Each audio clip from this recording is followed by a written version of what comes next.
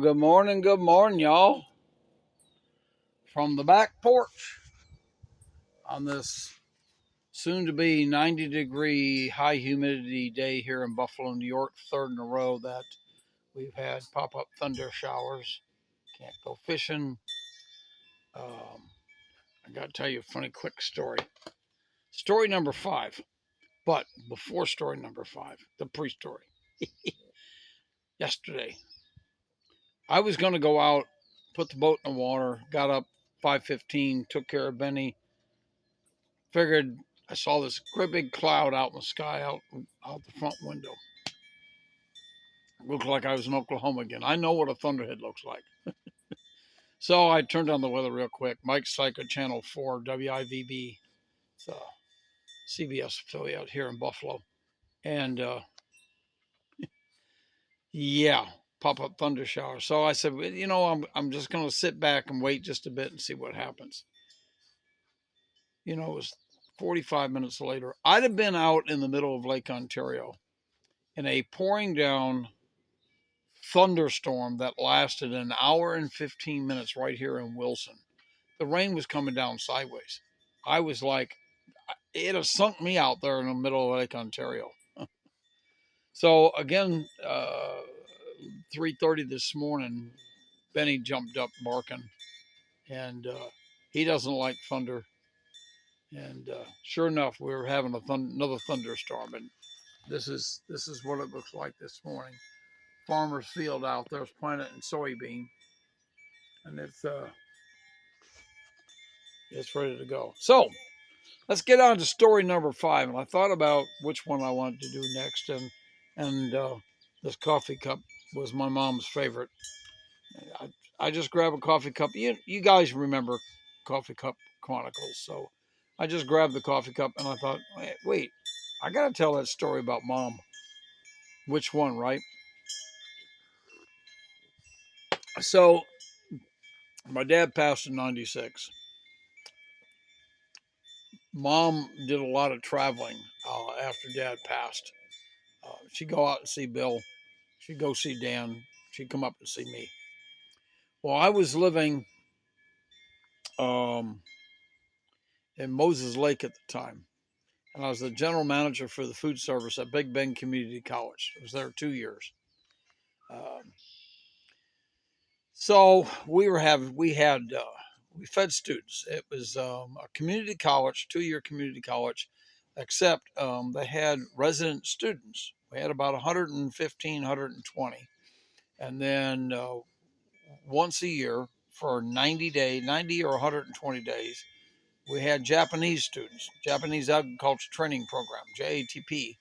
And we also had Japanese airlines who tested pilots and up and down the runway all the time. The runway is the third longest runway in the country.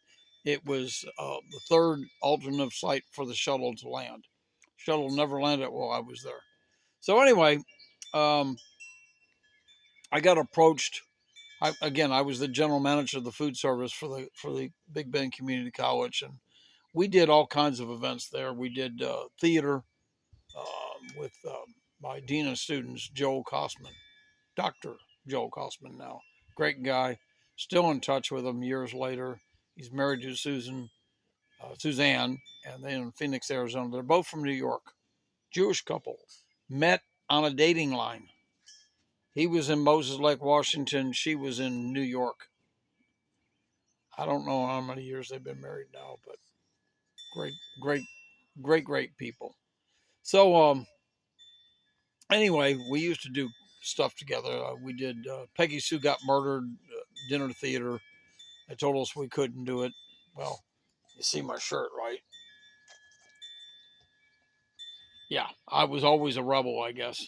Told us we couldn't do it because the gymnasium where we were going to set up tables and do it was too small. Well, Joel got his student advisors, there were 8 of them, and they set the room up 8 different ways to where we could fit in 225 people, and then called the fire chief of Moses Lake to come over and certify it against the wishes of the Dr. Bonatti and Mike Turner, the president, vice president of Big Bend Community College. We did it for the students. So anyway, mom came up, and mom was there for a week, and I got this call weeks before from uh, Christian Motorcycle Association of Washington State, Betty Andrews, and her husband wanted to stop in and talk to me and see if we could host a bunch of bikers. Yeah, a bunch of bikers at for pie and coffee one night. They had been doing it every year up in Ephrata, about 10 miles north of us. And they do this one ride on, I think it was on a Saturday or Friday night. They drove down into Moses Lake, and half would go to Perkins on one side of town. The other half would go to Denny's at the other side of town because there was nowhere big enough. And they'd heard that we had done catering. So they stopped in. We made an agreement. No big deal. It was great. The difference was, had I told the college, pre-warned them, whatever you want to call it, we'd have never been allowed to do it. So I didn't tell them. Not until that morning. So anyway, mom was in town. And so we're getting set up. We've got coffee, we got tea, we got hot chocolate, got a fire in the fire pit out back. I told them $4.95 for coffee and dessert. So I told them I would give them at least 3 or 4 choices of pie. Well, we did apple, cherry, pumpkin, coconut cream, banana cream, Boston cream. We did brownies, we did cookies. We went all out, and of course it paid off. Well, mom came in. She wanted to help, so instead of leaving her at the house, she came and helped out. So here it is, time for things to start kicking off, and all of a sudden we're outside. Well, I had told the instructors for the Japanese program that we were going to do this that morning, but they weren't allowed to tell their students until they were ready to go home at 3 o'clock. This was set to go off at 7 o'clock at night. So sure enough, they waited. We didn't tell anybody else on the campus, and the instructors didn't tell anybody else. They just assumed I had already got clearance. So we're waiting. We're sitting on the steps, waiting. And all of a sudden, we hear the roar of the motorcycles coming down. Christian Motorcycle Association. And they turned a corner, and right in front of the residential buildings where the Japanese students were. Those Japanese students were on the 3rd floor and the 2nd floor, and standing on the lawn, slapping hands as they went by. It was just, well, sure enough, here come Jimmy, the security guy, in his truck, just roaring with his lights. He come over. Oh, I said, wait, Jim, wait a minute. I said, this is not the this isn't Hell's Angels, or I said, this is the Christian Motorcycle Association group out of Ephrata from all over the state of Washington. So anyway, they got in, and we had a great time. We did service. Mom was having a great time with all these bikers. And see, my mom would have never touched a motorcycle. She couldn't stand it that Bill had one, couldn't stand it that I had one, couldn't stand it that Dan had one. All 3 of us boys had motorcycles. So anyway, she met Betty Andrews and her husband. I think his name was Bob. I'm not positive anymore. And they hit it off real well. They were about the same age, in their late 60s, early 70s. And so Betty Andrews says to Betty Turlington, hey, why don't you come up and see us tomorrow up in Ephrata? We have we have a get together during the day, and a lot of activities going on. And my mom, of course, she kind of said, well, we'll see. And that was normal for mom. So sure enough, got up the next morning, Saturday morning. It was Friday night because it was Saturday morning together.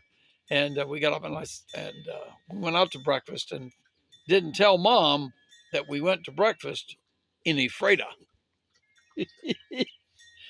Sure enough, after breakfast, we headed over to where they were all going. There was a building where They were all getting together, and of course we pulled up. Mom says, "What are we doing?"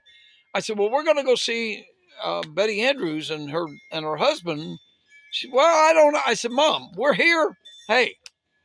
So we stopped in. We got out. Mom gets out, and she was walking, and I had already talked to Betty Andrews and told her about my mom didn't like motorcycles. She wouldn't even have touched one. Well, sure enough, Betty knew we were coming. Betty knew what time we were coming. And she had a gal out front with a Honda Goldwing and a sidecar attached. And on the sidecar, the lid was up. And they met. Betty and Betty met at the front door. We walked in. We did all the little booths and stuff, and we'd been there about 15, 20 minutes. And on the way out, Betty Andrews was walking with Mom, almost arm in arm and just talking, and we walked out, and right out the front door there sits the motorcycle with the sidecar. So Betty Andrews takes my mom over and says, "Look, Betty, this is so and so." And Betty was already had her helmet on, was already sitting on the bike. Bike was already running. And if you know anything about a Gold Wing, you can talk to the passenger behind you.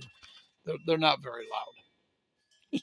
So Betty Andrews got her around to the sidecar. See, here, Betty, why don't you climb in and see what it feels like? And Mom said, no, that's okay. Betty Andrews was not forceful, but she convinced my mom to get in.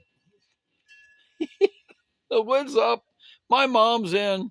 And Betty says, "Well, Betty, let whatever her name was, let Shirley take you for a ride around the park." "Oh, no.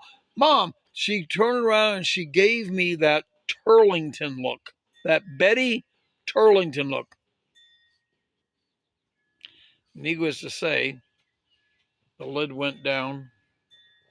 There sits my mom in the sidecar, and off they go around the parking lot. They come around once, and we all waved as she went by. Went around a second time.